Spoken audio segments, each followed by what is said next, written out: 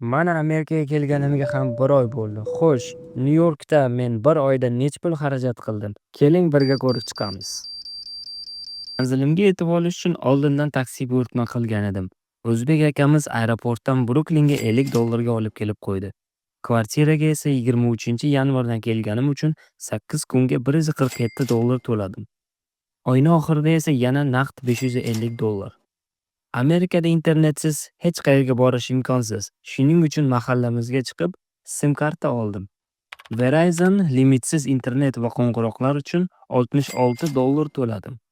Keyin xonadoshim bilan o'zimizga yaqin bo'lgan mashhur Toshkent supermarketiga bordik. U yerdan tayyor o'zimizning milliy ovqatlarni oldim.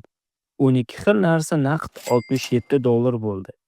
Ertasi kuni xuddi turistlardek shahar aylandim. Amerikaga kelganimni bildirib qo'yish uchun Times Square'ga yo'l oldim. U yerdan chiroyli storslar oldim. Va yana ertasi kuni esa ikkinchi Rossiya nomini olgan Brighton Beachga bordim. U yerda ham ancha aylanib chiqdim. Keling endi umumiy hisob-kitob qilsak.